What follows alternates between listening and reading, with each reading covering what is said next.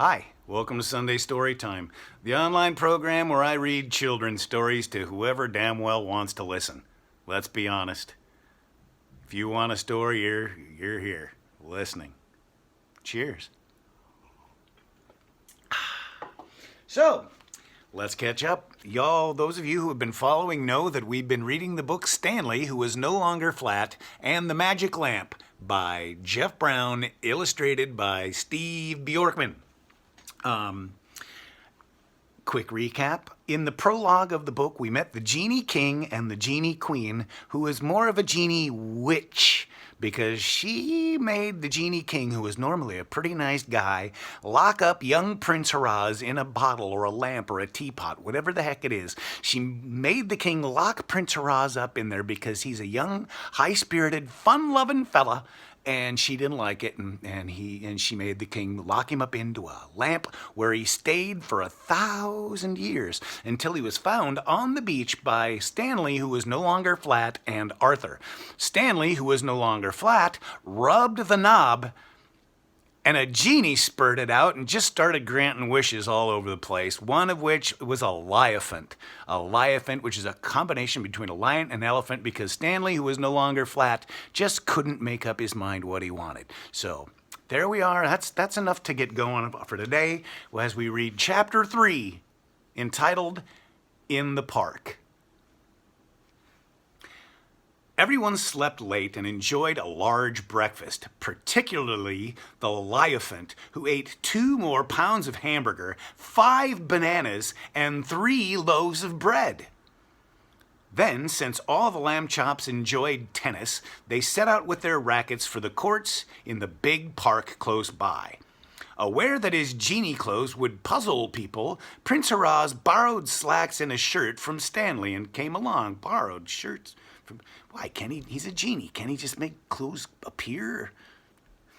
I mean, Barbara Eden always did. In the street, they met Ralph Jones, an old college friend of Mr. Lambchop's who they had not seen for quite some time. "Nice running into you, George. And you too, Mrs. Lambchop," said Mr. Jones. "Hello, Arthur. Hello, Stanley. Hey, aren't you the one who was flat? Rounded out nicely, I see." "You always did have a fine memory, Ralph," Mr. Lambchop said. "Let me introduce you to our house guest, Prince Haraz.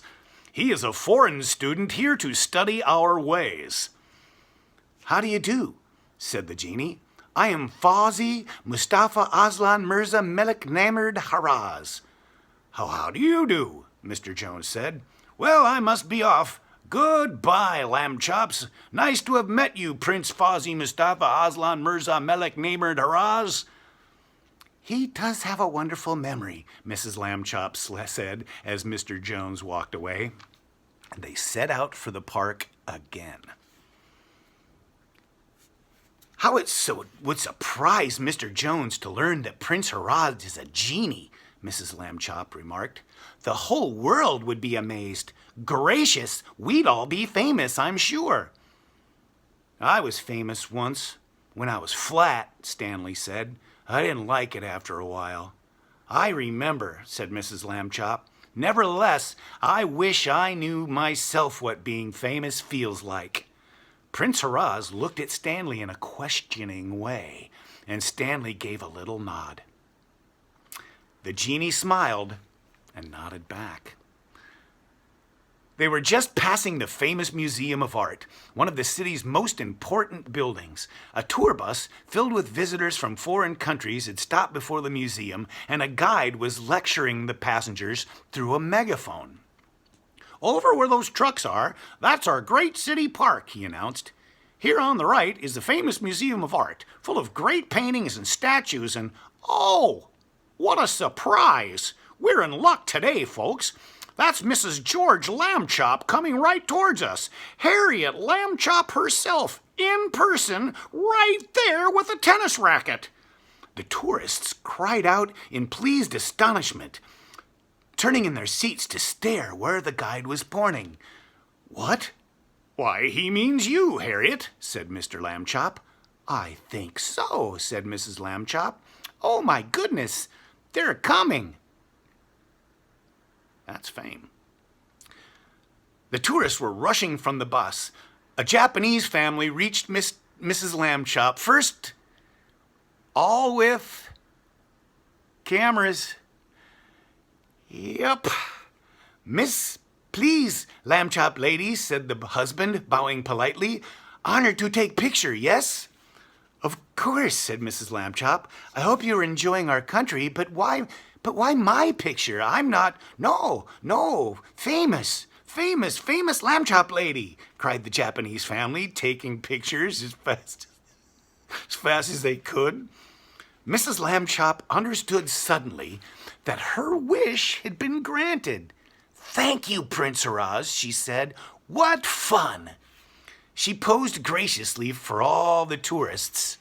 See, she's with the Japanese, she's posing with them. And she posed graciously for all the tourists and signed dozens of autographs. In the park, she was recognized again and had to do more posing and signing. It was now mid-morning and all the park's tennis courts were occupied, but the Lambchop's disappointment lessened when they saw a crowd gathered by one court and learned that Tom McRude, the world's best tennis player, was about to lecture and demonstrate his strokes. Tom McRude was known for his terrible temper and bad manners, but the Lambchops were eager to see him nevertheless.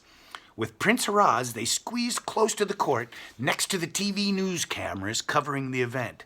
None of you can ever be a great tennis player like me, Tom McRude was saying, but at least you can have the thrill of seeing me. A little old lady in the crowds gave a tiny little sneeze. Choo! And he glared at her. What's the matter with you, Granny? The old lady burst into tears and friends led her away. What a mean fellow, Prince Haraz whispered to Stanley. I can't stand old sneezing people, said Tom McRude. Okay, now I'll show you how I hit my great forehand. First, hold it, Tom, called the TV news director. We've just spotted Harriet Lambchop here. What a break. Maybe she'll say a few words for our cameras. Even Tom McRude was impressed. The Harriet Lambchop? Wow! Swing those cameras this way, fellows. The director ran over to Mrs. Lambchop, holding out a microphone. Wonderful to see you, he said. Everybody wants to know your views. Favorite color? What about the foreign situation? Do you sleep in pajamas or a nightgown? Isn't that rather personal? Asked Mr. Lambchop. George, please, said Mrs. Lambchop. She spoke into the microphone. Thank you all for your kind welcome, she said. I would just like to say that I'm glad my friends are having such a lovely day in this delightful park. The crowd cheered and waved, and Mrs. Lambchop waved back and blew kisses. And jealous of the attention she was getting, Tom McRude whacked a tennis ball over the fence behind him. Noticing, Mrs. Lambchop spoke again into the microphone. And now, let us give this great champion our attention. Yeah, growled Tom McRude. When the TV cameras had swung back to him, he went back on. I need a volunteer so I can demonstrate how terrible most players are compared to me. Mr. Lambchop thought it would be thrilling to share a court with a champion. Signaling with his racket, he stepped forward. Tom McRude handed him some balls. Okay, try a serve. Mr. Lambchop prepared to serve. He's got his feet wrong, Tom McRude shouted, and his grip is wrong. Everything is wrong. This made Mr. Lambchop so nervous that he served 2 balls into the net instead of over it. Terrible, terrible. Watch how I do it, said Tom McRude, running to the far side of the court. From there, he served 5 balls, so hard and fast that Mr. Lambchop missed the first 4 entirely. The 5th one knocked the racket out of his hand. Ha ha! Laughed Tom McRude. Now let's see you run. He began hitting whizzing forehands and backhands at sharp angles across the court, making Mr. Lambchop look foolish as he raced back and forth, getting very red in the face and missing practically every shot. The other Lambchops grew angry, as did Prince Haraz. This need not continue you know, he whispered to Stanley. Just then, Mr. Lambchop came skidding to a halt before them, banging his knee with his racket as he missed yet another of the champion's powerful shots. "Ha ha! This is how I give lessons," said Tom McRude. Mr. Lambchop looked at Stanley, then at Prince Haraz. "Okay," Stanley said, and the genie smiled a little smile. "Thank you," said Mr. Lambchop, returning to the court. He called out to the crowd, "Ladies and gentlemen, I will try my serve again." Across the net, Tom McRude gave a nasty laugh and slashed his big racket through the air. Mr. Lambchop served a ball, not into the net this time, but fast as a bullet, right where it was supposed to go. Tom McRude's mouth fell open as the ball whizzed past him. "Out!" he shouted. "That ball was out!" Voices rose from the crowd. "Shame on you! That ball was in! What a liar! In, in, in!" Tom McRude shook his fist. "I'll bet you can't do that again." Mr. Lambchop served 3 more balls, even faster than the first one, and as perfectly placed. Tom McRude could not even touch them, though the last one bounced up into his nose. Then Mr. Lambchop rallied with him, gliding swiftly about the court and returning every shot with ease. With powerful forehands, he made Tom McRude run from corner to corner with little drop shots. He drew the champion up to the net, then lobbed high shots to send him racing back again. Nobody has ever played such great tennis as Mr. Lambchop played that day. Tom McRude was soon too tired and too angry to continue. He threw down his racket and jumped on it. "See? He's rude. Who do you think he's supposed to be, huh? Kinda cleverly disguised, McRude." "You're just lucky," he cried. "Besides, I have a cold, and the sun was in my eyes the whole time." Pushing his way through the crowd, he ran out of the park.